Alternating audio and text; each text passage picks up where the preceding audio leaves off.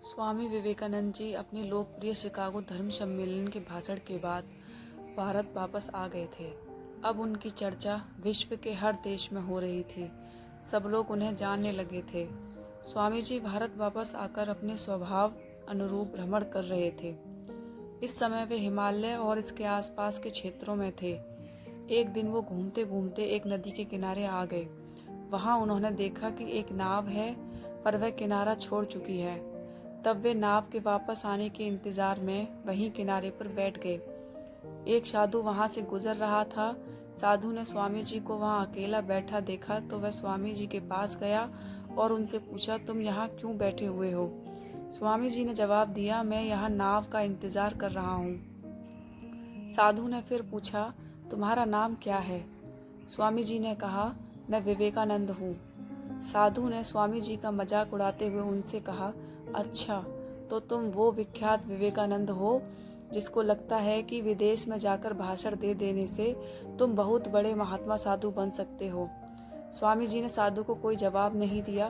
फिर साधु ने बहुत ही घमंड के साथ नदी के पानी के ऊपर चलकर अपनी शक्ति का प्रदर्शन किया। कुछ दूर तक चलने के बाद साधु ने स्वामी जी से कहा, क्या तुम मेरी तरह पानी पर पैदल चलकर इस नदी को पार कर सकते हो? स्वामी जी ने बहुत ही आदर और विनम्रता के साथ साधु से कहा, इस बात में कोई शक नहीं कि आपके पास बहुत ही अद्भुत शक्ति है, लेकिन क्या आप मुझे यह बता सकते हो कि आपको यह असाधारण शक्ति प्राप्त करने में कितना समय लगा? बहुत ही अभिमान के साथ साधु ने जवाब दिया, यह बहुत ही कठिन कार्य था।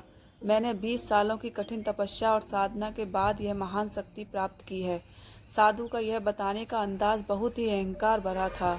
यह देखकर स्वामी जी बहुत ही शांत स्वर में बोले, आपने अपनी जिंदगी के 20 साल ऐसी विद्या को सीखने में बर्बाद कर दिए जो काम एक नाव 5 मिनट में कर सकती है।